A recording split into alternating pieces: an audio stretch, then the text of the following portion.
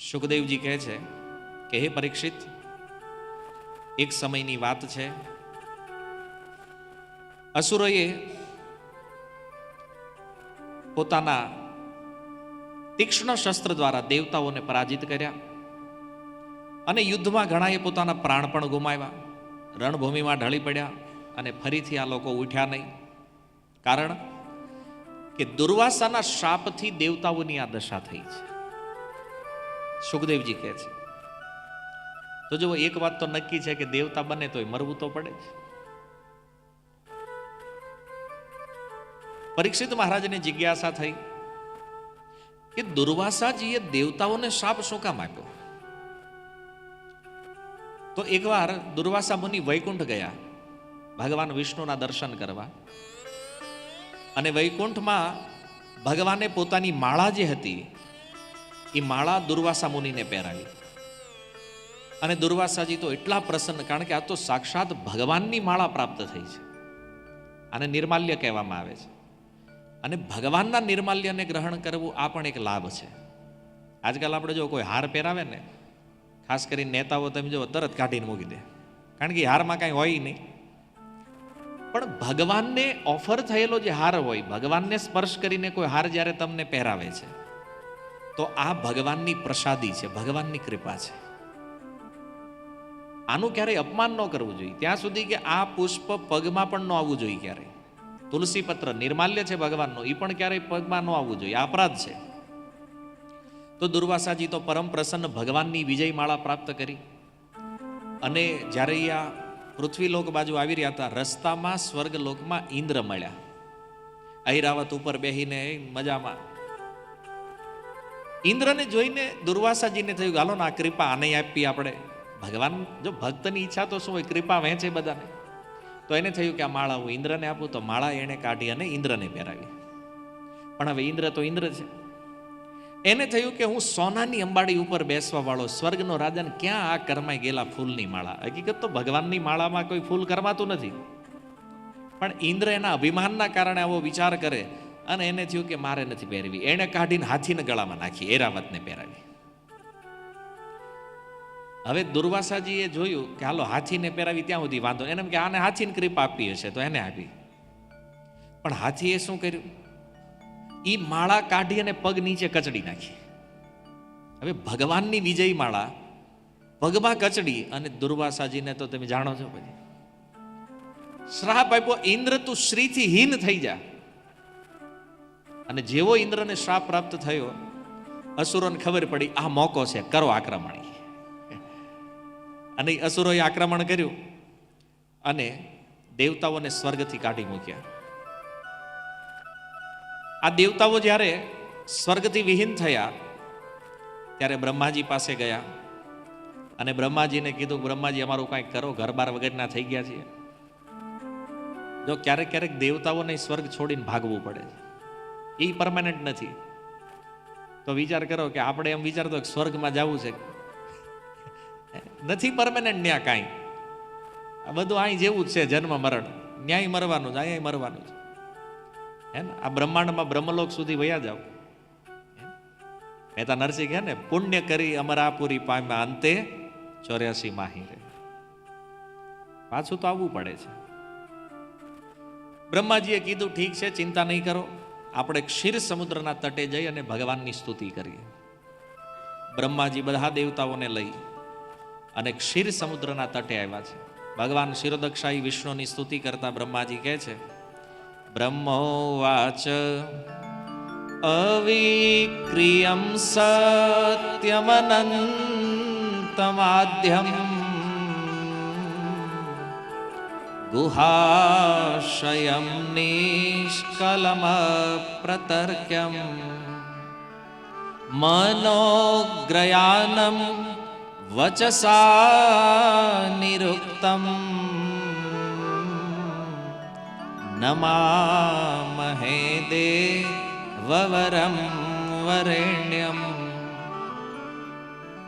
બ્રહ્માજી કહે છે, હે ભગવાન, તમે નિર્વિકાર છો, સત્ય સ્વરૂપ છો, અવિક્રિયમ સત્યમ, અનંતમ. હે પ્રભુ, તમે અનંત છો, આદ્યમ, તમે આદિ પુરુષ. ગુહાશયમ, ગુહા કે છે હૃદયને, સમસ્ત જીવોના હૃદયમાં પરમાત્મા રૂપે અંતર્યામી ભગવાન રૂપે તમે વિદ્યમાન છો. નિષ્કલમ, તમે અખંડ અતર્ક્ય છો. મન જ્યાં જ્યાં પહોંચે, હે પ્રભુ તમે પહેલેથી જ ત્યાં પહોંચેલા છો. આપણને એમ કે આપણું મન ત્યાં પહોંચ્યું, તો ભગવાન પહેલેથી ત્યાં છે. એટલે આપણા પ્લાન બધા જાણે, આપણા વિચાર બધા જાણે. જો ભાગવતમાં વર્ણન છે કે પ્રત્યેક જીવની પાછળ સીસીટીવી કેમેરા લાગેલા છે, બધાની વાહે. આપણને એમ હોય કે આપણે પાપ કરવી ને આપણને કોઈ જોતું નથી, હે? તો આ કેમેરાનું વર્ણન સુખદેવજીએ કર્યું છે. કયા કયા કેમેરા લાગ્યા છે આપણી વાહે? પહેલું તો છે આ દિવસ. તો કોઈ કે ભાઈ એમ દિવસે ને એમ રાતે પાપ કરશું, તો રાત એ બીજો કેમેરો છે. ત્રીજો છે સંધ્યા. ચોથું છે ચારેય દિશાઓ. હવે તમે વિચાર કરો કે તમે દિશા છોડીને ક્યાં પાપ કરવા જવાના?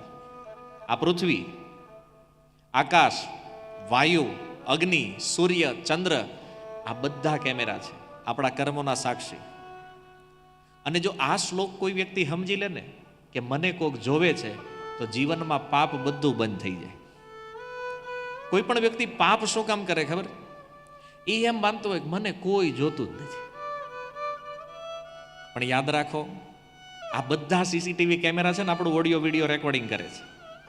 અને આની હાર્ડ ડ્રાઈવ કોઈ દી ફૂલ થતી નથી, આમાં કોઈ દી વાયરસ આવતો નથી, આ કેમેરા કોઈ દી ફેલ થતા નથી.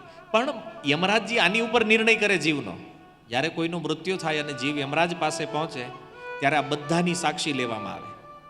આણે કયા કયા કર્મ, કારણ કે આપણે ન્યાય ખોટું બોલે, મેં નથી કર્યું. અને એવી વ્યવસ્થા ભાગવતમાં લખ્યું છે કે નરકલોકમાં જાતા પૂર્વ એવી વ્યવસ્થા છે કે યમરાજ પાસે તમારું જન્મથી લઈને મૃત્યુ સુધીનું આખું જીવન ઓડિયો વિડીયો બેય દેખાડે. જો આ કર્મ તમે કર્યું છે, આપણે પહેલા જ ના જ પાડવી, મેં નથી કર્યું. આ યમરાજજી કે જો આમાં આપણે મનમાં શું વિચાર્યું છે ને એનો ઓડિયો પણ એમાં આવે. પણ તોય એક સંદેહ થાય કે માની લ્યો આ બધા કેમેરા ફેલ થાય તો? આ બધા કેમેરા યદી ફેલ થઈ ગયા તો એક કેમેરો છે, એ છે પરમાત્મા, જે ક્યારેય ફેલ થતા નથી. આની પહોંચ બધે છે, ભગવાન અંદર છે અને એ બધું જોવે છે આપણું. બ્રહ્માજી કહે છે પ્રભુ, જ્યાં મન નથી પહોંચતું, વાણી જ્યાં આપનું વર્ણન નથી કરી શકતી, સમસ્ત દેવોના આરાધ્ય અને સ્વયં પ્રકાશિત છો, અમે બધા આપના ચરણોમાં નમસ્કાર કરીએ છીએ. નમામહે દેવ વરમ વરેણ્યમ, એ પ્રભુ અમે તમારું વર્ણ કરીએ છીએ. અને જો આ જગતમાં આપણે ઘણા બધાનું વર્ણ કર્યું હોય, કોઈનું પત્નીના રૂપમાં, કોઈનું પતિના રૂપમાં, કોઈનું સંબંધીના રૂપમાં, મિત્રના રૂપમાં, ભાઈના રૂપમાં, પણ વર્ણ કરવા યોગ્ય વ્યક્તિ કેવલ ભગવાન છે. અને જે જીવનમાં ભગવાનનું વર્ણ કરે, આ જીવ ક્યારેય દુઃખી થતો નથી. બધા દેવતાઓએ મળી અને પુરુષ સૂક્ત દ્વારા ભગવાનની સ્તુતિ કરી. ભગવાન પ્રગટ થયા બ્રહ્માજીના ધ્યાનમાં, એક પ્રકાશ રૂપમાં, અને બધા દેવતાઓની આંખો અંજાઈ ગઈ ભગવાનનો એ દિવ્ય પ્રકાશ જોઈને. અને અમુક આજુ આમ વાતો કરતા હતા, કારણ કે કઈ દેખાય નહીં તે વાતો કરે. ભગવાને કીધું બધા ધ્યાનપૂર્વક મારી વાત સાંભળો. અને ભગવાને એ બધા દેવતાઓને સાવધાન કર્યા. ભગવાન પ્રગટ થયા, બ્રહ્માજીએ પુનઃ ભગવાનની સ્તુતિ કરી. અને સ્તુતિ કરી, બ્રહ્માજી જ્યારે સ્તુતિ કરતા હતા ને ત્યારે દેવતાઓ વાતો કરતા હતા. સ્તુતિ હાલે ને ત્યારે ચર્ચા ન કરવી જોઈએ. આ હસે છે એ લોકો કરતા છે હવારમાં, મારી આંખ બંધ હોય પણ મને અવાજ આવે જ તમારો. મને એમ થયું એક દી રહીને વાતો પૂરી થઈ જાય, બીજા દીએ આજ 5મો દી આવ્યો, વાતો પૂરી જ નહીં થતી. કથા પછી શું કરો તમે? વાતો કરો, બેહીને આરામથી આ ગંગા ઘાટે વાતો કરો. કારણ કે આ સ્તુતિ જે છે ને, મંગલાચરણ છે ને, એ આપણા મનને ભગવાનમાં લગાવવા માટે છે. તો પછી ત્યારે આપણે જો ચર્ચા કરતા હોય તો પછી તો મન લાગવાનું નથી કથામાં. પછી એમ થાય કે આપણને કેમ નથી જામતું, પણ પહેલેથી જ થોડોક ટ્રેક રોંગ વયો ગયો છે. તો ચર્ચા ન કરવી જોઈએ કથામાં, અપરાધ છે. એટલે હું તમને સાવધાન કરું છું. અહીંયા તો ભગવાનને કહેવું પડ્યું, દેવતાઓ કરે છે એટલે તમે કરો એમાં વાંધો નહીં. દેવતાઓ વાતો કરતા હતા હમણાં. ભગવાને કીધું, હે દેવતાઓ, હંત બ્રહ્મન્નો શંભો હે દેવા મમ ભાષિતમ શૃણુતાવ હિતા સર્વે શ્રેયો વ સ્યાદ્ય યથાસુરા. હે દેવતાઓ, તમે સાવધાન થઈને મારી વાત સાંભળો. જો ક્યારેક ક્યારેક કોઈ સંતો કથા કરતા હોય ને ત્યારે એ કથા પહેલા બોલે, સાવધાન તનયા શૃણો. સાવધાન થઈ જાવ હવે કથા સાંભળવા માટે. કેમ? પેલો કળિયુગ કે માયા એટેક ન કરી દે એટલે ક્યારેક ક્યારેક વક્તાઓ સાવધાન કરે. લગ્નમાં આપણને કરે ને સાવધાન. કેમ? હવે કન્યાની એન્ટ્રી થઈ રહી છે, કન્યા પધરાવો સાવધાન. તો ઘણી બધી જગ્યાએ આ સાવધાનની સ્થિતિ છે.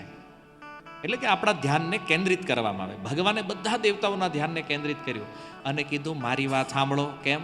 કારણ કે આમાં જ તમારું કલ્યાણ છે. શૃણુતાવ હિતા. હે દેવતાઓ, મારી વાત સાંભળો, કારણ કે આમાં તમારું હિત છે. અને હું પણ તમને એટલે જ કહું છું કે સાંભળો તમે. કેમ? કારણ કે આમાં તમારું પણ હિત છે. તો ભગવાન કહે છે કે જો અત્યારે અસુરો ઉપર કાળની કૃપા છે, સમય. તેથી જ્યાં સુધી તમારો સમય ન આવે ત્યાં સુધી તમે એ દૈત્ય અસુરો સાથે સંધિ કરી લો. જો આ વિશ્વમાં છે ને ગુણ પ્રમાણે સામ્રાજ્ય હોય. જ્યારે સત્વગુણ પ્રધાન હોય ત્યારે દેવતાઓનું શાસન હોય. જ્યારે રજોગુણ પ્રધાન હોય ત્યારે અસુરોનું શાસન હોય. અને જ્યારે તમોગુણ પ્રધાન હોય ત્યારે દેવતા, યક્ષ, ગંધર્વ ઇત્યાદિ જે લોકો છે, બીજી આસુરી વૃત્તિ જે છે, દાનવો જે છે, એનું સામ્રાજ્ય વધે. તો આપણને ઘણી વાર એમ થાય કે અત્યારે અસુરો ફૂલ્યા ફાલ્યા છે. કેમ? કારણ કે ગુણ ઈ ચાલી રહ્યો છે. અને જ્યારે જેનો સમય હોય ને ત્યારે એનું જ બળ હાલે. સમય પહેલા કોઈનું બળ ચાલતું. તો ભગવાને દેવતાઓને કીધું, તમારો સમય નથી અત્યારે. અને સમય ન હોય ને ત્યારે સાયલેન્ટ રહેવાય. આ બુદ્ધિમાની છે. ભગવાને કીધું, જ્યાં સુધી તમારો ટાઈમ ન આવે, મતલબ સત્વગુણનું સામ્રાજ્ય જ્યાં સુધી ન આવે ત્યાં સુધી તમે આ દૈત્યો સાથે સલાહ કરી લ્યો, દાનવો સાથે જેની સંધિ કરી લ્યો. ભગવાન સમજાવે છે, એ દેવો, કાંઈક મોટું કરવું હોય ને તો શત્રુ હારે તે મેળ કરી લેવાય. કામ થઈ જાય પછી ભલે જુદા થઈ જાવ. જો ભગવાન નીતિ બતાવે છે કે ભાઈ કંઈક હવે તમારે મોટું કામ કંઈક કરવું છે, સ્વર્ગ પાછો મેળવવું છે, તો એની યાર સંધિ કરવી પડશે. પણ ઓલા દેવતાઓ કે પ્રભુ અમે એની પાસે જાવું ને તો એ અમને ભાળશે ને ત્યાં તલવાર્યું ખેંચે. એની આગળ સંધિ કરવા જાવું કેમ? ત્યારે ભગવાન એક નીતિ બતાવે છે. ભગવાન કહે છે, અહી મુશકવત દેવા યસ્યર્થ પદવીમ ગતે. અહી મુશકવત ન્યાય અનુસાર તમે એની યારે સંધિ કરો. અહી કહે છે સર્પને, મૂષક તો તમે જાણો છો, ઉંદર. તો ભગવાને સમજાવ્યું, અહી મૂષકવત ન્યાય એટલે એકવાર સાપને, ઉંદરડાને બેયને એક મદારીએ પકડી લીધા અને બેયને એક જ કરંડિયામાં મૂક્યા. હવે તમે વિચાર કરો, ઉંદરની સામે સાપ, એની તો બિચારાની દશા શું હોય, મોતિયા મરી ગયા. એટલે સાપ બોલે. સાપે કીધું કે હે મૂષક મહાશય, તમારે ડરવાની જરૂર નથી, તમારે બીવાની જરૂર નથી, હું તમને કાંઈ નહીં કરું. આપણે બેય બંધાણેલા છીએ, બેય અહીંયા હલવાણા છીએ. તો એક કામ કરીએ આપણે, તમારી પાસે દાંત બહુ તીક્ષ્ણ છે, તમે દાંતથી આ ટોપલી કાપી નાખો, બરાબર? પછી આપણે બે અહીંથી નીકળી જાય, તમે તમારા રસ્તે, હું મારા રસ્તે. ઉંદરડો કે પણ મારી હાઈટ નથી આ ઢાંકણું કપાય એટલી. સાપ કે એમાં શું વાંધો, મારી ફાણ ઉપર બેસી જાવ. તો બે એ સંધિ કરી. હવે સાપની ફેણ ઉપર ઉંદરડો બેઠો, કાણું પાડી દીધું. સાપને થયું કે હોલ બરાબર થઈ ગયો, નીચે ઉતાર્યા ઉંદરને, કીધું હું પેલા, જો તમે નાના એવા છો, તમે ગમે ત્યાં નીકળી જાવ, તમે ઉંદરડાને કે તમે નીકળી જાઓ ત્યાંથી, પણ મારું શરીર એટલું મોટું છે એટલે હું જોઈ લઉં હોલ બરાબર છે કે નહીં. હવે સાપ એમાંથી નીકળ્યો બહાર અને પછી ઉંદરડાને કીધું મૂષકમાં છે વહી આવો હવે, અને સાપ ખાઈ ગયો એ ઉંદરને. આ છે અહી મૂષકવત ન્યાય. ભગવાન દેવતાઓને સમજાવે છે કે તમે આ રીતે સંધિ કરો. પણ દેવતાઓ કે અમારી યારે સંધિ કરે હું કામ? ભગવાન કે લાલચ આપો બધું થાય. એને અમૃતની લાલચ આપો. એ કે સમુદ્ર મંથન કરવું છે, એમાંથી અમૃત પ્રાપ્ત કરવું છે, અને આ અમૃત પ્રાપ્ત થઈ જાય પછી તો આપણે કંઈ કામ નથી એનું. અને જો અમૃત પીવાની લાલચ આપશો તો એ દાનવો દૈત્યો પણ તૈયાર થઈ જાય સંધિ કરવા માટે. દેવતાઓએ કીધું પ્રભુ પણ એક પ્રોબ્લેમ છે, હું સંધિ આની હારે કરી લેવી પણ અમૃત નીકળશે એ વાત બધી હાજી, પણ આવડા પીવા નહીં દે અમને, કારણ કે પક્ષ મજબૂત છે, એનો બળવાન છે. ભગવાન કે હું જેટલું કહું ને એટલું તમારે કરવાનું, અમૃત તમને જ મળશે, તમે ચિંતા નહીં કરો, કામ શરૂ કરો, જાઓ. કારણ ભગવાને એક બહુ સુંદર વાત કીધી. ભગવાન કહે છે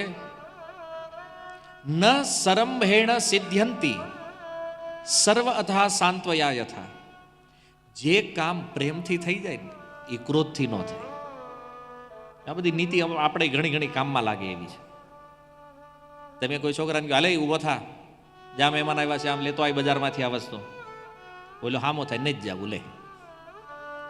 પણ એને કહો બેટા જો આપણા ઘરે મહેમાન આવ્યા છે, જા તું આ લેતો, હા તું તરત જાય પાછા. આ તો અનુભવમાં છે ને આપણને. તો જે કામ પ્રેમથી થાય ને એ ક્રોધથી ન થાય. તો આ રીતે ભગવાને દેવતાઓને સમજાવ્યા અને કીધું જો સૌથી પહેલા કાલકૂટ વિષ નીકળશે, તમારે બીવાનું નહીં એનાથી, અને બીજી ઘણી વસ્તુ નીકળશે પણ લાલચ કરવાની નથી, કાંઈ લેવાની. હું જેટલું તમને આપું એટલું જ તમારે કરવાનું છે.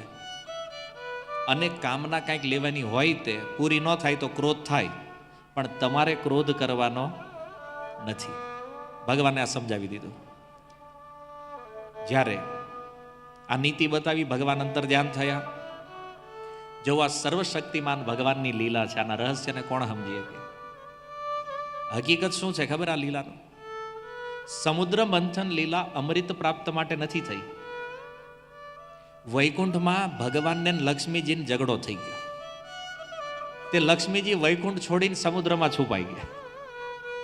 આ લક્ષ્મીજીને પુનઃ પ્રગટ કરવા માટે ભગવાને આખી લીલા કરી છે. અને લોકો એવું માને છે કે હારું અમૃત દેવતાઓને પીવડાવવા માટે નહીં. જો ભગવાનની લીલાઓના રહસ્ય પણ અતિ ગુહ્ય છે, કોઈ જાણી નહીં કે. તો આ રીતે જે દિશામાં ભગવાન અદ્રશ્ય થયા બધા દેવતાઓએ પ્રણામ કર્યા. અને પછી ભગવાને જેમ સૂચના આપી હતી કે સૌથી પહેલા મંદરાચલ પર્વત લાવવાનો છે મંથાની બનાવવા માટે. તો આ દેવતાઓ ગયા સ્વર્ગલોક. સ્વર્ગલોકમાં જઈને જોયું તો બલિ મહારાજ સિંહાસન ઉપર બેઠા છે, ઇન્દ્રાસન ઉપર. જેવા દેવતાઓને જોયા, ઓલા અસુરોએ તો તલવાર્યું ખેંચી. બલિ મહારાજે કીધું શાંતિ, આજે આવડા લડવા નથી આવ્યા, બાંધવા નથી આવ્યા. આ બાંધવાના મૂડમાં નથી દેવતાઓ અત્યારે. ઇન્દ્રને પોતાના સિંહાસન ઉપર બાજુમાં બેહાડ્યા. બલિ મહારાજને પૂછ્યું, ઇન્દ્રદેવ બોલો હું કામે આવ્યા? તો ઇન્દ્રદેવે કીધું કે હે બલિ મહારાજ, આપણે સમુદ્ર મંથન કરવું છે અને એમાંથી અમૃત નીકળશે. બે અડધોડધું પી લેશું, બે બળવાન થઈ જાવ, કાંઈ માથાકૂટ નહીં રહે આપણી વચ્ચે. અને આમે કશ્યપજીના પુત્ર, બાપા તો એક જ છે બેયના, માં જુદી જુદી છે, બાપા તો એક જ છે. ભાઈઓ તો છે જ, અને ભાઈઓમાં હું ડખાઈ કે પછી તો આપણે સમુદ્ર મંથન કરવું. હવે અમૃતનું નામ આવ્યું પીવાનું એટલે બધા રેડી. બલિ મહારાજે પૂછ્યું એના જે હતા મંત્રીઓ, સેનાપતિ, અને શું કરવું? એ કે આ જ કરાય. બધા તૈયાર થયા, સંધિ થઈ. અને ઇન્દ્રદેવે કીધું બલિ મહારાજને કે હવે સૌથી પહેલા આપણે મંદરાચલ પર્વત લેવા જવાનો છે. તો કે હાલો. એ મેરુ પર્વતની તળેટીમાં મંદરાચલ પર્વત છે.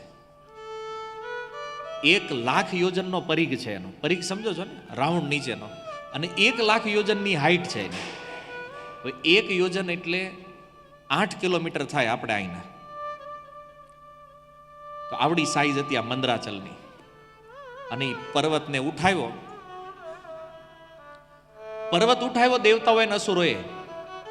અને પર્વતને લઈને ત્યાંથી ચાલવા લાગ્યા ક્ષીર સમુદ્ર બાજુ જવા માટે. હવે રસ્તામાં બન્યું એવું કે થાક્યા બે. દેવતાઓય થાક્યા અને ઓલા અસુરોય થાક્યા, દાનવોય થાક્યા. પણ એકબીજાને કે નહીં, થાકી ગયા. શું કામ? કારણ કે દેવતાઓને એમ થયું કે જો આપણે કહેવું થાકી ગયા તો એ કે આમાં આપણી હલકી થાય. અને ઓલા અસુરોને એમ કે સ્વર્ગ ઉપર આપણું રાજ્ય છે અને આપણે એમ કહેવું અમે થાકી ગયા તો એ કે આમાં આપણી જાય. અને એકબીજાને કીધું નહીં, બધા થાક્યા. એ પર્વત પડ્યો ધડામ દઈને નીચે. અને એ પર્વત જેવો નીચે પડ્યો, સુખદેવ ગોસ્વામી કહે છે કે અમુક છે ને દોઢ ડાયા હતા એમાં. આમ બધા આમ સાઈડમાં હાલતા હતા, અમુક હાથે, અમુક હેઠે હાલતા હતા, બે હાથ રાખી.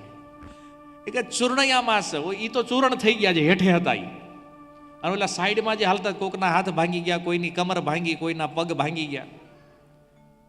અને એ પર્વત ત્યાં પડ્યો, બેહીને મંડ્યા રોવા.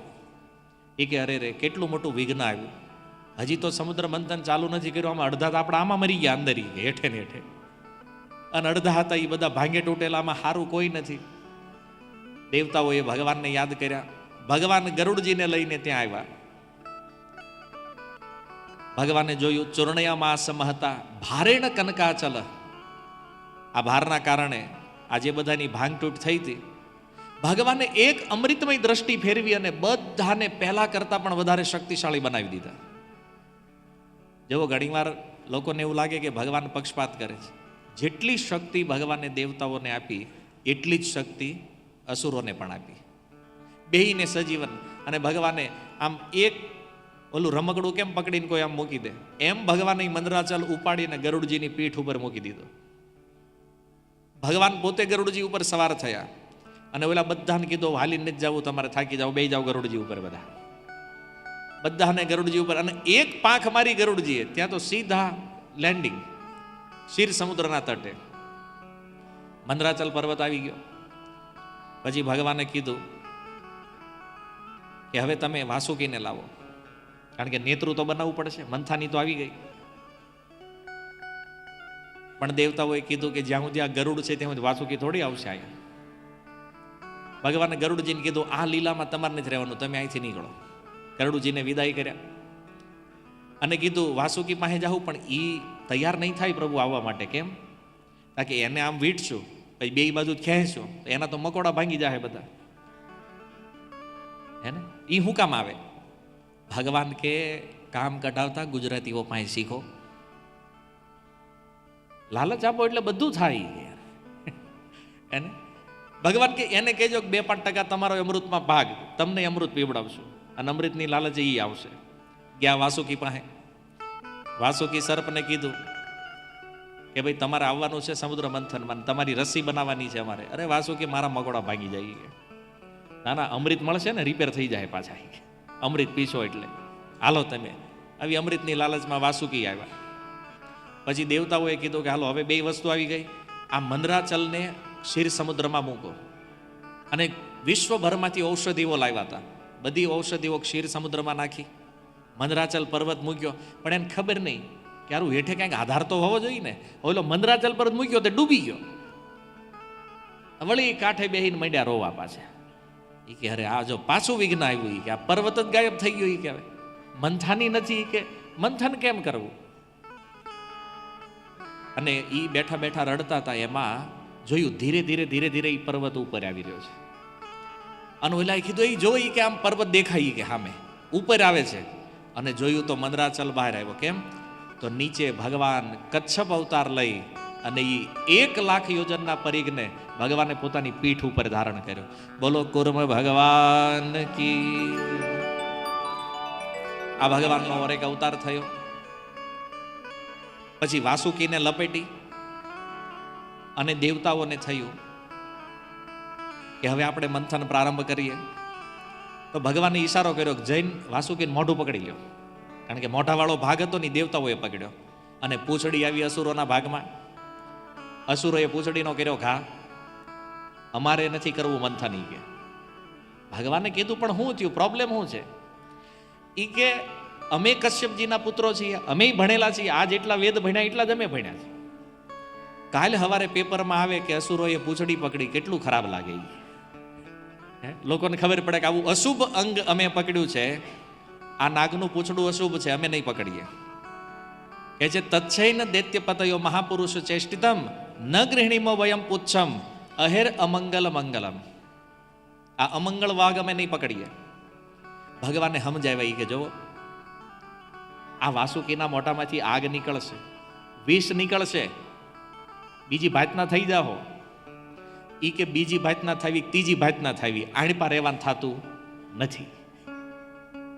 તો ભગવાનને દેવતાઓને ઈશારો કર્યો તમે આણપા આવી આવો. કારણ કે હકીકત તો દેવતાઓને પૂછડું જ પકડાવા નતું ભગવાનને. કારણ કે વાસુકીને મુખમાંથી આગ અને વિષ નીકળવાનું હતું. પણ ભગવાનને ખબર ને અસુરો એટલે ઊંધો જ હાલે.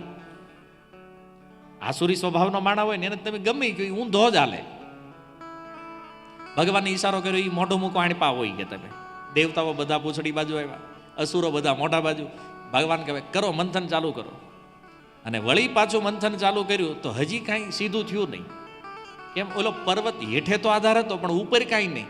આમાં માંડ્યો ડોલવા. ત્યારે ભગવાનને થયું કે હવે તમારે કાંઈ નથી કરવું, હવે હું જ કરું જે કરવું. ભગવાને અજીત અવતાર લઈ અને એ પર્વતના શિખર ઉપર ભગવાન બેઠા. નીચે કુર્મ અવતાર, ઉપર અજીત અવતાર. અને એ મંથાનીને સ્થિર કરી અને ભગવાન હવે ઉપરથી ઇન્સ્ટ્રક્શન આપતા હતા, હવે આ ચાલુ કરો મંથની કે. અને પછી તો મંથન થવા લાગ્યું. મંદરાચલ એવો ભયાનક રૂપથી અવાજ કરે છે અને ભગવાન કુર્મને તો લાગ્યું જાણે આમ પીઠ ઉપર કોઈ ખંજોળતું હોય ને ધીમા ધીમા હાથે, એવું લાગે છે. આ રીતે દેવતાઓને અને અસુરોને પ્રોત્સાહિત કરી અને ભગવાને બંનેની અંદર શક્તિનો સંચાર કરી આ સમુદ્ર મંથન પ્રારંભ કરાવ્યું. આ રીતે જ્યારે મંથન પ્રારંભ થયું ત્યારે સૌથી પહેલા હલાહલ વિષ નીકળ્યું. આ એટલું ઉગ્ર વિષ હતું કે આની સ્મેલ પણ કોઈ લઈ લે તો વ્યક્તિનું મૃત્યુ થઈ જાય. અને વિષ નીકળ્યું તો એ મોઢું પોચડું બધું મૂકીને દેવતાઓના બે મંડ્યા ભાગવા. એ કે આ વિષ કદાચ આપણને જ ન મારી નાખે. ત્યારે ભગવાનને પૂછ્યું કે હવે આનું કરવું હું, આ વિષનું કંઈક કરો, નકર આ તો મંથન થતા પહેલા જ બધું કાર્યક્રમ પૂરો થઈ જાય. પણ ભગવાનને તો ખબર હતી હજી પ્રોગ્રામ લંબાવવાનો છે. એણે કીધું એક કામ કરો, શિવજી પાસે જાઓ અને શિવજીને જઈને પ્રાર્થના કરો આ વિષ પીવા માટે. આવ્યા બધા દેવતાઓ અને શિવજીને પ્રાર્થના કરતા કહે છે, પ્રજાપતય ઉચુઃ દેવ દેવ મહાદેવ ભૂતાત્મન ભૂત ભાવન ત્રાહિનઃ શરણાપન્ના ત્રૈલોક્ય દહનાદ્વિષાદ. હે દેવોના આરાધ્ય મહાદેવ, સમસ્ત પ્રાણીઓના જીવનદાતા છો આપ. અમે તમારી શરણમાં આવ્યા છીએ. ત્રણેય લોકને ભસ્મીભૂત કરવા વાળું આ જે વિષ છે આનાથી તમે અમારો ઉદ્ધાર કરો. શિવજી કહે છે, સ્તુતિ તો ઘણી મોટી કરી છે દેવતાઓએ, પણ શિવજી કહે છે એક કામ કરો, હું પાર્વતીને પૂછી લઉં. હા, શિવજી ગૃહસ્થ છે અને પત્ની ધર્મ પત્ની છે, તો ધર્મના કાર્યમાં પત્નીની સલાહ જરૂર લેવી જોઈએ. ભગવાન શિવ શીખવે છે. નકર એને ઝેર પીવાનું હતું, પાર્વતીનું હુકમ પૂછવું જોઈએ. પણ દેવતાઓના સંકટને જોઈ શિવજી ગયા માતા પાર્વતી પાસે અને પાર્વતીજીને જઈને કહે છે, હે ભવાની, ઘણા દુઃખની વાત છે. જોવો, આ સમુદ્ર મંથનથી નીકળેલું આ કાલકૂટ વિષ, આના કારણે આ પ્રજા ઉપર કેટલું મોટું સંકટ આવ્યું છે અને કોઈ પણ રીતે આ લોકો પોતાના પ્રાણ બચાવવા ઈચ્છે છે. એટલા માટે મારી શરણમાં આવ્યા છે. જોવો, આ જીવ એકબીજાથી વેર બાંધીને મોહિત થઈ રહ્યા છે. દેવતાઓ માને છે અસુરો એના શત્રુ છે, અસુરો માને છે દેવતાઓ એના શત્રુ છે. પણ એમની ઉપર જે કૃપા કરે છે, આવા દુખી જીવ ઉપર જ્યારે કોઈ કૃપા કરે, કે જે પુંસઃ કૃપયતો ભદ્રે સર્વાત્મા પ્રિયતે હરિ. દુખી જીવ ઉપર જ્યારે કોઈ કૃપા કરે તો એની ઉપર ભગવાન કૃષ્ણ પ્રસન્ન થાય છે. અને જ્યારે ભગવાન પ્રસન્ન થઈ જાય ત્યારે આ ચર અચર જગત સહિત હું પણ પ્રસન્ન થઈ જાઉં. સ્વયં ભગવાન શિવ બોલી રહ્યા છે, પ્રીતો હરો ભગવતી પ્રિય અહમ સચરાચર. શિવજીને પ્રસન્ન કરવા હોય કૃષ્ણને પ્રસન્ન કરી લો. શિવજી પ્રસન્ન. હમણાં જ હું આ વિષનું પાન કરું છું જેથી પ્રજાનું કલ્યાણ થાય. અને પાર્વતીજીને તો કાંઈ ના પાડવાની હતી નહીં. પાર્વતીજી પોતાના પતિના પ્રભાવને જાણે છે અને આ રીતે ભગવાન શિવ પોતાની બે હાથ અંજલિ ધારણ કરી એ વિષને એમાં ધારણ કર્યું અને એ વિષ જ્યારે શિવજીએ પીધું તો શિવજી વિચાર કરે છે કે જો આને હું પી જાઉં તો મારી અંદર જ સમસ્ત સૃષ્ટિ છે તો આ તો આમે મરી જાય બધા, અને જો બહાર કાઢીશ તો પણ મૃત્યુ થવાનું છે. આવો વિચાર કરી અને શિવજીએ વિષને પોતાના ગળામાં અટકાવી દીધું. પણ જો એ કેટલું ખતરનાક વિષ હશે. શિવજી ઉપર પણ એનો પ્રભાવ પડ્યો અને શિવજીનો એ જે કંઠ છે ને એ નીલા રંગનો થઈ ગયો અને શિવજીનું નામ થયું નીલકંઠ. બોલો નીલકંઠ મહાદેવ કી. આચાર્યગણ કહે છે કે શિવજીએ વિષને ગળામાં શું કામ રાખ્યું? કારણ કે એ જ કંઠથી ભગવાનનું નામ નીકળે છે અને જ્યાં હરિનામ હોય ત્યાં વિષ એનો પ્રભાવ બતાવી શકતું નથી. એટલે શિવજીને થયું કે આને ગળામાં રાખવું ઠીક છે, કારણ કે હરિનામના પ્રભાવથી આની મારી ઉપર પણ અસર નહીં થાય. અને જુઓ ભગવાનના નામમાં એ શક્તિ છે. મીરાએ પણ વિષ પીધું ને, પણ એના કંઠમાં પણ કૃષ્ણ નામ હતું તો એ વિષ પણ અમૃત બની ગયું.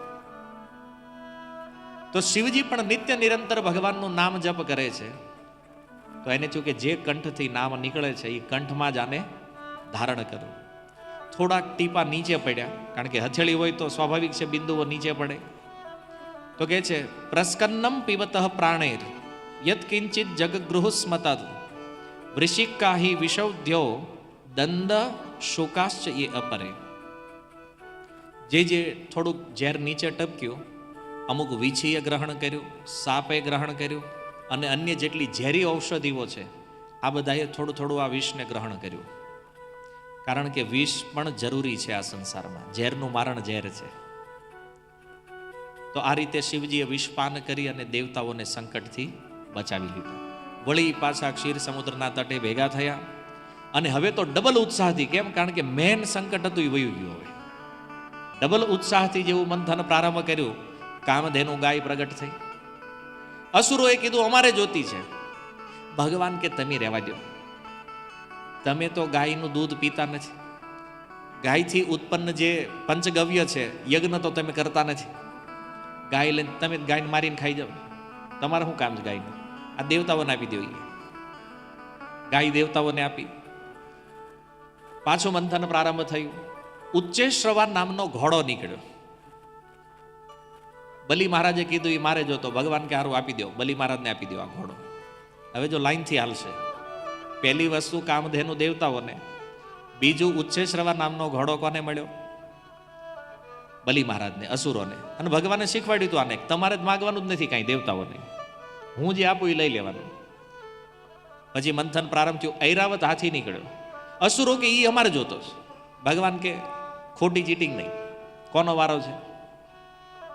યાદ રાખજો, આપણે તે બરાબર જ વહેંચણી કરવાની છે આપણે. હવે દેવતાઓનો વારો તો ઐરાવત ઇન્દ્રને આપો. હવે આમાં તમને કન્ફ્યુઝન પણ ન થવું જોઈએ કે ઐરાવત સમુદ્ર મંથનમાં જ નીકળ્યો તો એલો ઇન્દ્ર જે ઐરાવત ઉપર બેઠા હતા એ કોઈ ઐરાવત હતો? કથામાં તો આ બધું વિચારવું પડે. તો જો ઐરાવત જે છે ને એ જે ઇન્દ્ર બને એની પાસે મૂળ ઐરાવત એક હોય જ છે. એવું નથી કે સમુદ્ર મંથનમાંથી નીકળ્યો ત્યારે જે ઐરાવત થયો છે. જેવી રીતે ભગવાન કૃષ્ણ અહીંયા આવ્યા, પ્રભાસ ક્ષેત્રમાં સમુદ્રમાં ગયા ગુરુપુત્રને લેવા, ત્યાંથી પાંચજન્ય શંખ. તો ધ્રુવને જે શંખ ગાલે અડાડ્યો એ કયો શંખ હતો ભાઈ? હે ને? તો આ દિવ્ય આયુધો છે. ભગવાન જ્યારે અવતાર લે છે ત્યારે એના આયુધો પણ અવતરિત થાય છે. એટલે આમાં સંશય ન રહેવો જોઈએ, કન્ફ્યુઝન ન હોવું જોઈએ કે આ ક્યાંથી આવ્યું. આવું બતાવીને જ આવી ધર્મીઓ આપણને કે જો આ તમારું ખોટું છે. પણ યોગ્ય ગુરુ પાસેથી જો શ્રવણ કર્યું હોય તો વાંધો નહીં આવે. તો ઐરાવત નામનો હાથી ઇન્દ્રને આપ્યો. ઉજ્જવળ વર્ણ, 4 મોટા મોટા દાંત, કૈલાસની સુંદરતાને પણ હરણ કરે એવું ઐરાવતનું સ્વરૂપ હતું ઇન્દ્રને. પછી પાછું મંથન શરૂ થયું. કૌસ્તુભ મણિ નીકળ્યો. અસુરો કે એ અમારે જોતો જ. ભગવાન કે તમે બે અત્યારે સુધી લીધું, મારું કાંઈ નહીં. આમાં મેન મહેનત તો મારી છે. પર્વત ઉઠાવીને લાવ્યો, તમને જીવતા કર્યા, શક્તિ આપી, તો મારા ભાગમાં તો બધા કીધું સારું હાલો આ મણિ ભગવાનને આપી દો. સમુદ્રના કિનારે પડ્યો એ મણિ, મોટો જબર, અને ભગવાને એને ગળામાં ધારણ કરી લીધો. આપણે કોઈ પેન્ડલ પહેરવું હોય તો ચેન જોઈ, ભગવાનને ચેનની જરૂર નથી. કૌસ્તુભ મણિ સ્વતઃ વિદ્યમાન છે ભગવાનના કંઠમાં. જ્યારે ભગવાન ઈચ્છે ત્યારે પ્રગટ થઈ જાય, જ્યારે ઈચ્છે ત્યારે પાછો અંતર્ધ્યાન થઈ જાય. કૌસ્તુભ પદ્મરાગ મણિ ભગવાને લીધો. ત્યાર પછી કલ્પ વૃક્ષ નીકળ્યું. કોનો વારો હતો હવે? દેવતાઓનો? અસુરોનો? હા, એનો મતલબ ઘણા ધ્યાનથી સાંભળે છે, આમાં વાંધો નહીં. અસુરોનો વારો હતો. એણે કીધું આ વૃક્ષ, ભગવાને કીધું એટલે ઝાડવું લઈને તમે શું કરશો? પાંદડા ખરશે, વાળવું. એને ખબર નથી આ કલ્પવૃક્ષ શું છે.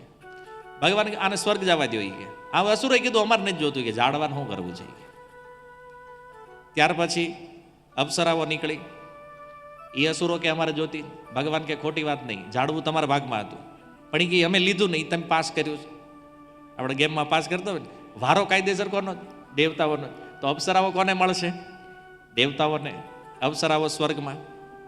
અને પછી મંથન થયું અને લક્ષ્મીજી પ્રગટ થયા. હવે લક્ષ્મી કોને ન જોતી હોય ભાઈ? આમાં તો બધાએ કીધું અમારે જોઈ, અમારે જોઈ. ભગવાન કે મથવા દો આને, કાંઈ કહેવું નથી આપણે. ભગવાન એક બાજુ ખૂણામાં જઈને બેસી ગયા અને લક્ષ્મીજી પ્રગટ થયા તો બ્રહ્માજી આવ્યા. બ્રહ્માજી આવીને બધી દેવીઓએ સાથે મળી અને લક્ષ્મીજીનો અભિષેક કર્યો. અભિષેક કરી અને બ્રહ્માજીએ એક સુંદર વરમાળા એમના હાથમાં આપી અને કીધું કે હે દેવી, આમાંથી તમને જે યોગ્ય લાગે એ વરનું ચયન તમે કરી લો તમારી જાતે. વિશ્વમાં સૌથી પહેલો સ્વયંવર લક્ષ્મીજીનો થયેલો.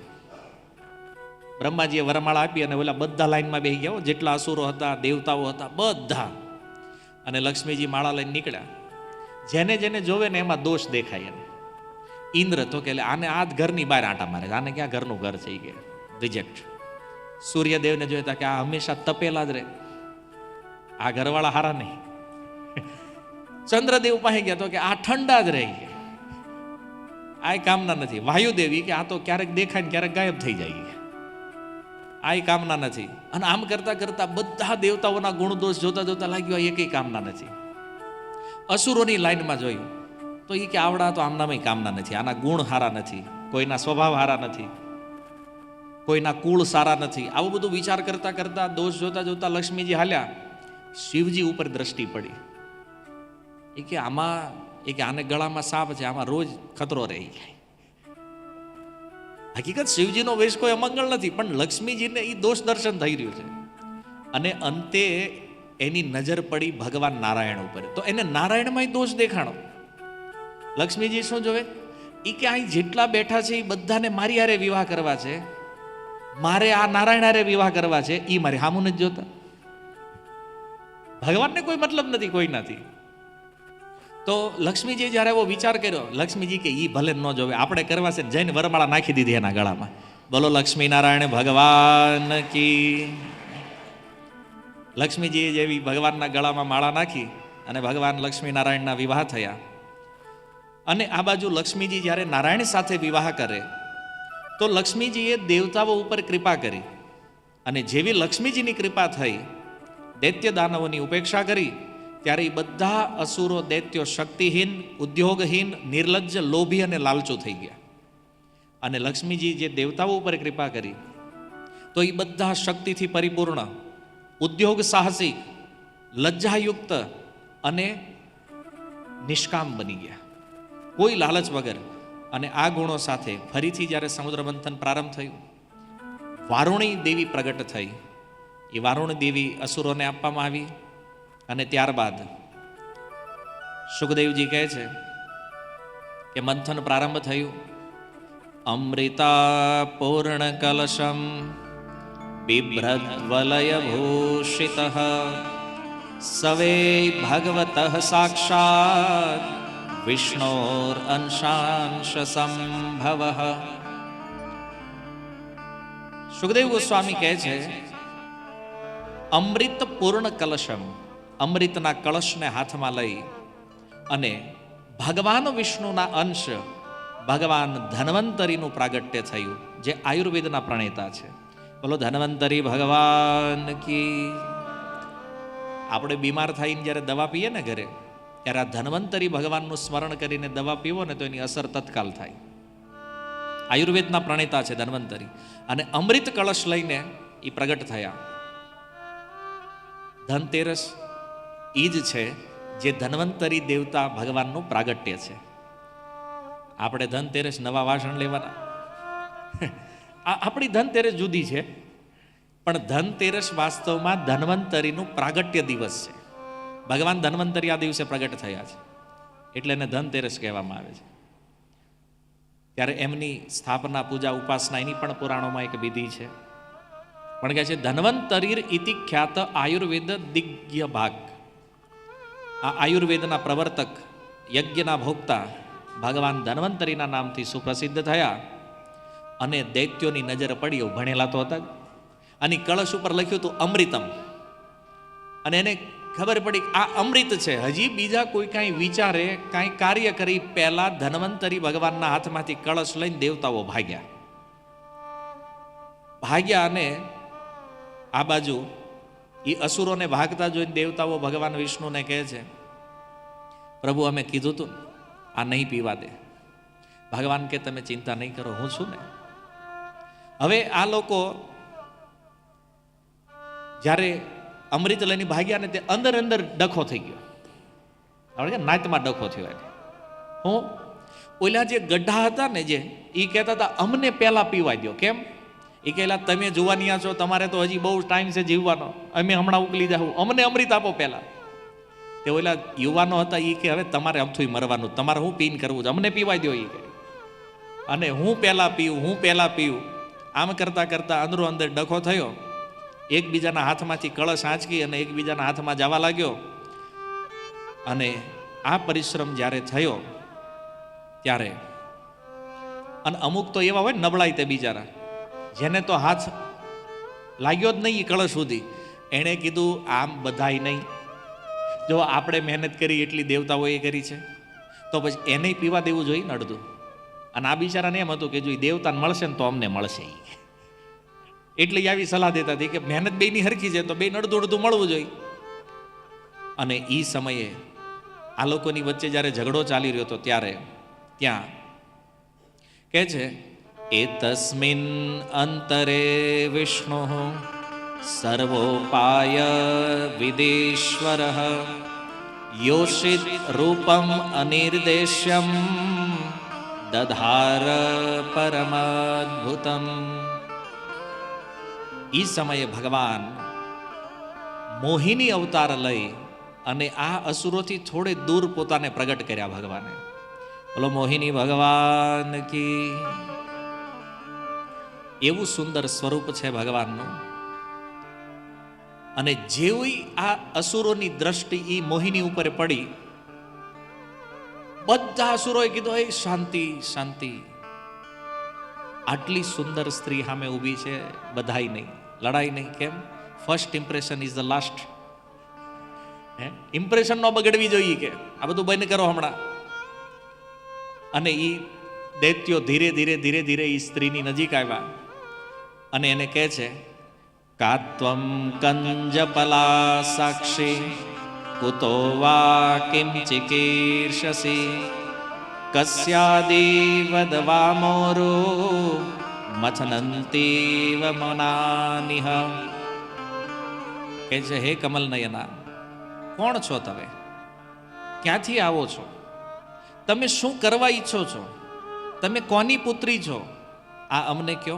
કારણ મથનંતીવ મનાંસીવ, તમને જોઈને અમારા મન જે છે ચંચળ થઈ ગયા છે. અમે સમજીએ છીએ કે દેવ દૈત્ય સિંદર ગંધર્વ ગાર ચારણ લોકપાલ અત્યાર સુધી કોઈએ તમને ટચ પણ નથી કર્યા, સ્પર્શ સુદ્ધા નથી કર્યો તમારો, તો પછી મનુષ્યએ તો તમને ક્યાંથી જોયા હોય? હે સુંદર ભ્રુકુટીવાળી, આજ અમને એવું લાગે છે કે વિધાતાએ અમારી ઉપર કૃપા કરી અને તમને અમારા મનને તૃપ્ત કરવા માટે અહીંયા મોકલ્યા છે. હે માનીની, અમે બધા છે ને એક જ જાતિના છીએ, એક જ નાતના જેવી, પણ એક વસ્તુની ઈચ્છાના કારણે અમારી વચ્ચે થોડીક ઈર્ષા થઈ ગઈ છે, થોડીક ગાંઠ બંધાઈ ગઈ છે. તો હે સુંદરી, તમે અમારો આ ડખો મટાડી દો, અમારો ઝઘડો મટાડી દો. અમે બધા કશ્યપજીના પુત્રો છીએ, સગા ભાઈ છીએ. અમૃત મેળવવા અમે બહુ મહેનત કરી છે, તો હવે અમને એ ખબર નથી કે આને વહેંચવું કેમ. તો તમે એક કામ કરો ને, આ વહેંચણી કરી દો. ત્યારે મોહિનીના રૂપમાં ભગવાન શું કહે છે, તમે કશ્યપજીના પુત્રો છો અને હું પુંસલ્યામ. અરે હું તો એક કુલટા છું. મારી ઉપર તમે ન્યાય કરવાની આવડી મોટી જવાબદારી મૂકો છો. પણ એક સાંભળો, વિશ્વાસમ પંડિતો જાતો કામિનીશુ ન યાતિ. જે બુદ્ધિમાન મનુષ્ય હોય, જે પંડિત છે, વિવેકી છે, એ સ્વેચ્છાચારી સ્ત્રીઓનો ક્યારેય વિશ્વાસ કરતા નથી. કારણ અહીંયા કહે છે, સાલા વૃકાણામ સ્ત્રીણામ ચ સ્વૈરિણ્ય નામ સુરદ્વિષ સખ્યાન યાહુર અનિત્યાની નૂતનમ નૂતનમ વિચિન્વતામ.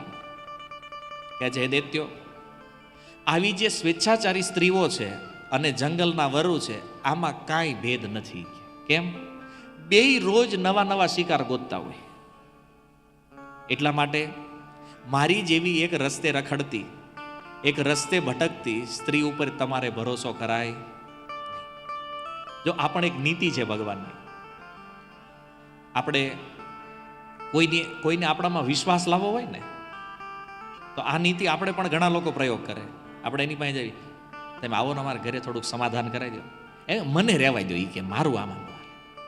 ત્યાં બોલો સામે વળે કે ના, તમારી સિવાય પણ થાય એમ જ નથી. એટલે બોલો વાતમાં આવી જાય, બરાબર. એટલે એ પછી એમ કે, તો પછી હું કહું એમ કરવું હોય તો આવું. અરે તમે કયો એમ જ, બસ આવો તમે.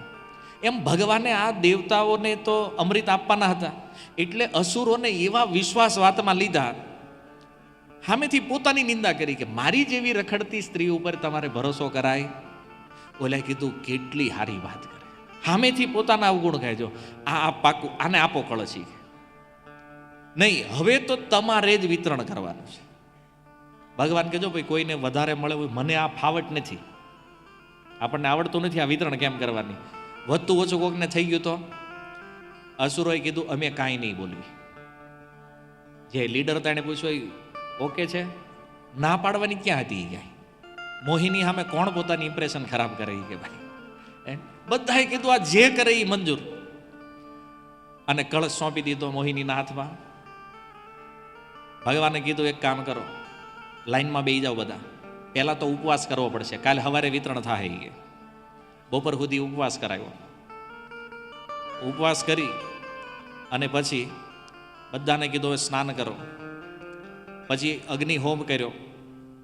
ગાય બ્રાહ્મણ અને ગાયોને ઘાસચારો આપ્યો, બ્રાહ્મણોને અન્ન ધન વગેરેનું દાન કર્યું, બ્રાહ્મણો પાસે સ્વસ્તિ વાચન કરાવ્યું. બધાએ પોતપોતાની પસંદગીના નવા નવા કપડાં પહેર્યા અને દર્ભના આસન ઉપર બેસાડ્યા ભગવાને. બધાને બેસાડીને પછી ભગવાનને એ સભા મંડપમાં ભગવાન આવ્યા. એક સુંદર સાડી પહેરી છે, સુંદર આભૂષણો ધારણ, અને વિચાર કરો, એ નારાયણને કોઈ પુરુષ જોઈ લે ને તોય બેભાન થઈ જાય. એ નારાયણ જ્યારે નારી બને ત્યારે એના રૂપની શું વાત હશે? આ કલ્પના બહારનું રૂપ છે. અને ભગવાને કીધું કે, હે દૈત્યો સાંભળો, આમાં મહેનત તો તમારા ભાઈઓએ કરી છે, એનોય ભાગ છે ને, બોલાવો ને એને. આપણે હવે મોહિની ના તો પાડવાની જ નહોતી. બોલાવો મોહિની કે બોલાવો એને. તો ઓલા જે બીજા હતા ને કે દેવતાઓને આપવું જોઈએ, પહેલા જે કહેતા, એ તો દોડવા માંડ્યા તરત નથી. કારણ કે એ કે એને મળે તો આપણને મળશે. એ કે ગયા ને કીધું, હાલો તમને બોલાવે છે. દેવતાઓ આવ્યા, એને એક લાઈન એની કરી દીધી. અને પછી દૈત્યોને કીધું, જવો પહેલા છે ને ઉપરનું જે પતલું પતલું જે છે ને, એ આને પીવડાવી દઉં દેવતાને, અને પાકો માલ જે છે ને એ તમને આપશું. અને આ એવા ગાંડા કે એને ખબર નહીં, અમૃતમાં જાડું પતલું કાંઈ હોય જ નહીં, એ બધું એ ખરખું હોય. હવે માની લો તમે કોલ્ડ ડ્રિંક્સ પીવા જાઓ તો એમાં કાંઈ હોય, ઉપર પતલું હોય ને હેઠે જાડું, એવું કાંઈ, એ બધું એ ખરખું જ હોય. એમાં અમૃત પણ એ ખરખું છે. તો ભગવાન અમૃત માંડ્યા પીવડાવવા. અમૃત પીવડાવવા માંડ્યા ને એમાં રાહુને શંકા ગઈ કે આમાં કાંઈક ગડબડ છે. એને થયું કે હારું આપણા ભાગમાં આવે કે ન આવે. તો સૂર્ય અને ચંદ્ર બે દેવતાઓની વચ્ચે જઈને રાહુ બેહી ગયા. હવે એક પ્રશ્ન થાય ને કે આ બે દેવતાઓ કેમ ચોઈસ કર્યા એને? કારણ કે બે પ્રકાશવાળા. એ કે આના તેજમાં ખબર નહીં પડે. તો દેવતાઓનું રૂપ લઈ અને રાહુ બે દેવતાઓની વચ્ચે બેસી ગયો અને ભગવાન મોહિની જ્યારે અમૃત વહેંચતા વહેંચતા આવ્યા તો ઓલા બી ઈશારો કરે આંખથી ભગવાનને, આસુર છે બાજુવાળો, કે બોલી નો એ કે આસુર છે. અને ભગવાને એને એક ઘૂંટડો આપી દીધો. ઘૂંટડો મોઢામાં ગયો અને ઓલા બોલ્યા આ અસુર છે પ્રભુ, આ રાહુ છે. ભગવાને સુદર્શન ચક્ર ધારણ કર્યું અને એના મસ્તકને કાપી નાખ્યું. પણ મોઢા સુધી અમૃત આવ્યું તો એટલે મસ્તક અમર થઈ ગયું, ધડ મૃત્યુ પામ્યું. બ્રહ્માજીએ એને ગ્રહ બનાવી દીધો, છાયાગ્રહ. જો અહીંયા પણ વિજ્ઞાનની એક વાત કે સૂર્યગ્રહણ અને ચંદ્રગ્રહણ રાહુના કારણે થાય છે, આ આપણું અધ્યાત્મ જગત માને છે. વિજ્ઞાનને તમે પૂછો કે સૂર્યગ્રહણ અને ચંદ્રગ્રહણનું કારણ શું છે, તો બોલે છે કે આ બેયની વચ્ચે એક છાયાગ્રહ આવે છે, છાયાગ્રહ. અને ભાગવતમાં પણ એ જ લખ્યું છે, એને છાયાગ્રહ બનાવવામાં આવ્યો છે. તો એ છાયાગ્રહના કારણે સૂર્યગ્રહણ ચંદ્રગ્રહણ થાય. હવે સૂર્યગ્રહણ અને ચંદ્રગ્રહણ ક્યારે થશે એનો એક્ઝેક્ટ ટાઈમ લેવા માટે વિજ્ઞાનને લાખો કરોડો ડોલર બગાડવા પડે. ભારતમાં ગમીના રોડ ઉપરથી 10 રૂપિયાનું પંચાંગ લઈ લો, 100 વર્ષ પછી પણ ક્યારે ગ્રહણ થવાનું છે ને એનો સચોટ ટાઈમ એમાં આવે. આ સનાતન ધર્મ છે. આપણે કોઈ પ્રયોગની જરૂર નથી. આપણા ઋષિમુનિઓએ બધું પહેલેથી કમ્પ્લીટ કરી રાખ્યું. અને પછી તો ઓલા અસુરોને ખબર પડી કે અરે આ તો વિષ્ણુ છે, અને આપણે છેતરાણા ને પછી શસ્ત્રો ખેંચ્યા બધાએ. પણ દેવતાઓ અમૃત પીન શક્તિશાળી, અને એક તો લક્ષ્મીજીની કૃપા, એ અસુરોને એવા માર્યા. અને સમુદ્રના તટે દેવાસુર સંગ્રામ થયો. જો વિશ્વના 2 યુદ્ધ પ્રસિદ્ધ છે, એક દેવાસુર સંગ્રામ અને બીજું મહાભારત. આ દેવાસુર સંગ્રામ થયો ને આમાં અસુરોને એવા માર્યા આ દેવતાઓએ. બલિ મહારાજનું પણ આમાં મૃત્યુ થયું છે. અને આ રીતે દેવતાઓને સ્વર્ગ પાછું મળ્યું. પણ એક પ્રશ્ન પરીક્ષિત મહારાજ કહે છે કે પ્રભુ મહેનત બેયે હરખી કરી, પરિશ્રમ બેયનો સમાન હતો, તો ફળ દેવતાઓને મળ્યું અને દાનવોને નહીં, આનું શું કારણ છે?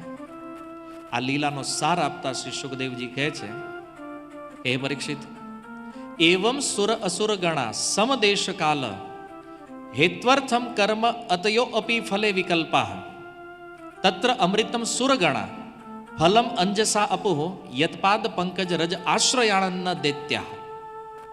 આ એક શ્લોકમાં લીલાનો સાર આપતા સુખદેવજી કહે છે કે બંનેએ એક જ સમયે, એક જ સ્થળે, એક જ પ્રયોજનથી, એક જ વસ્તુ માટે, એક જ વિચારથી કર્મ કર્યું, પણ ફળમાં ઘણો ફરક પડી ગયો. કારણ દેવતાઓને બહુ સરળતાથી, બહુ સહેલાઈથી એના પરિશ્રમનું ફળ અમૃત મળ્યું. કારણ યત્પાદ પંકજ રજ આશ્રય, કારણ કે આ દેવતાઓએ ભગવાનના ચરણ રજનો આશ્રય લીધો છે. અને જ્યારે અસુરો કે છે ભગવાનથી વિમુખ રહેવાના કારણે પરિશ્રમ કરવા છતાં પણ એને અમૃતની પ્રાપ્તિ થઈ નહીં. તો આ સંસારમાં કોઈ વ્યક્તિ ગમે એટલી મહેનત કરે, ગમે એટલો પરિશ્રમ કરે, ફળ એના જ ભાગમાં જશે જેણે ભગવાનના ચરણનો આશ્રય લીધો છે. અમૃત રૂપી સનાતન સુખ એ જ પામશે જેણે ભગવાનના ચરણનો આશ્રય લીધો છે. અને બાકી ગમે એટલી મહેનત માથાકૂટ કરી લ્યો, જેણે ભગવદ આશ્રય નથી લીધો એના ભાગમાં દુઃખ સિવાય બીજું કાંઈ આવવાનું નથી. તો જો મહેનત તો સંસારમાં બધા કરે છે, પણ ઓછી મહેનતે સરળતાથી જે ફળની પ્રાપ્તિ કરે છે એ ભગવાનના આશ્રિત જનો કરે છે. અને બાકીના મથીને બિચારા મરી જાય તો એ મેળ પડતો નથી. આ સમુદ્ર મંથનનો સાર છે. પરિશ્રમ મહત્વપૂર્ણ નથી, કોના આશ્રયમાં છીએ એ વધારે મહત્વપૂર્ણ છે. આ રીતે સમુદ્ર મંથન લીલા કરી